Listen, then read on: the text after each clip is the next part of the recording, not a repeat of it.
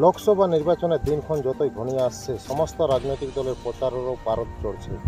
আবহাওয়া দপ্তরের লাল সতর্কতা জারি থাকা সত্ত্বেও বিরামহীনভাবে প্রতিদিন সকাল থেকে রাত পর্যন্ত গ্রামে গ্রামে, পাড়ায় পাড়ায়, মোড়ে মোড়ে মিছিল এবং পথসভার মাধ্যমে নির্বাচনী প্রচার করে চলছে প্রার্থীকে সঙ্গে নিয়ে তৃণমূল, বিজেপি সহ অন্যান্য দলগুলিও। ঝাড়গ্রাম লোকসভা কেন্দ্রের তৃণমূল কংগ্রেসের প্রার্থী কালীপদ সরেন লোকসভা এলাকার সর্বত্রই চষে বেড়াচ্ছে প্রচারের কাজে।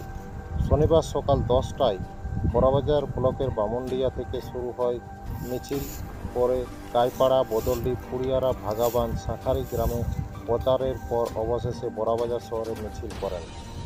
বড়াবাজার ব্লকের শ্রমিক সংগঠনের নেতা চন্দন সিংহ মল্লর নেতৃত্বে বড়াবাজারে বিশাল মিছিল অনুষ্ঠিত হয়।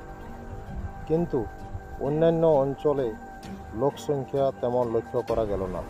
অন্যদিকে তৃণমূলের এই কর্মসূচি সম্পর্কে ভারতীয় জনতা পার্টির বড়াবাজার 2 নম্বর মণ্ডলের সাধারণ সম্পাদক সঞ্জয় মাহাতো বলেন, তৃণমূলের লোকসংখ্যা ধীরে ধীরে কমে আসছে।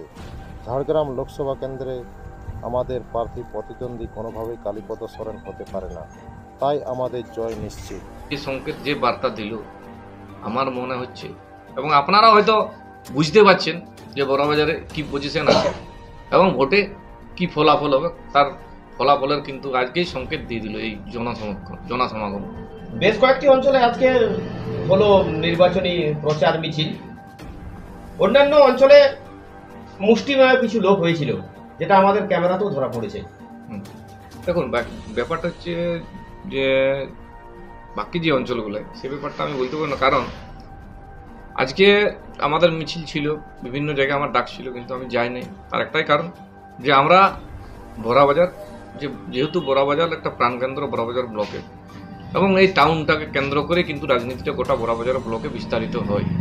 সেই জন্যে কিন্তু আজকে সকাল থেকে আমরা, আমাদের কর্মীরা এবং আমাদের ছেলেরা সবাই জি জান দিয়ে প্রাণপণে আমরা চেষ্টা করছি যে আজকের যে র্যালিটা হবে সেটাও কিন্তু একটা দৃষ্টান্তমূলক র্যালি আমরা করব। যদিও আমরা একটু সময়টা কম পেলাম এবং ঠিক টাইমে আমরা কিন্তু পেলাম না, তথাপি আমরা মনে করি যে আজকের প্রোগ্রামটা আমাদের ভালো প্রোগ্রাম হয়েছে। এবং যে আপনারা বলছেন যে বিভিন্ন অঞ্চলে যে লোক হয়নি, সেটা কিন্তু আমি খোঁজখবর নিয়ে দেখবো কী ব্যাপার, সেই ব্যাপারটা আমিও দেখব, এবং দেখার পরে আমি যা আমাদের ঊর্ধ্বতন নেতৃত্ব আছে তাদের সঙ্গে আলোচনা করব। জিতে বসে আছি তো আমরা, বিজেপি গোহারান হারবে, এমন হারবে যে তারা জীবনে আর ভুলতে পারবে না। বিজেপির লোক কোথায়? মানুষজন সিদ্ধান্ত গ্রহণ করেছে, যা ভুল করেছি কানায় একবারে লাঠি হারায়, ভুল করে লাঠিটা হারিয়েছিল আর হারাবে না। মানুষ বিজেপিকে গোহারান হারাবে, তৃণমূল কংগ্রেসকে জিতাবে, দেশকে বাঁচাবে এবং পশ্চিমবাংলাকেও বাঁচাবে, এবং মানুষের অন্ন, বস্ত্র, বাসস্থান, স্বাস্থ্য, শিক্ষা।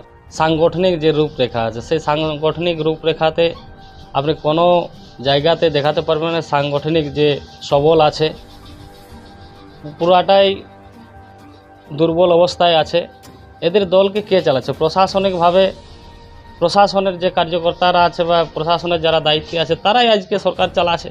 এখানে এদের সাংগঠনিক কোনো কিছুই, সংগঠনের যা থাকা দরকার পরিকাঠামো, সেই পরিকাঠামোর মধ্যে ভুল ভ্রান্তি অনেক কিছুই আছে। দ্বিতীয়ত এদের যে নিজেদের মধ্যে যেটুকুই সংগঠন আছে সেইটুকুর মধ্যেও খামতি আছে।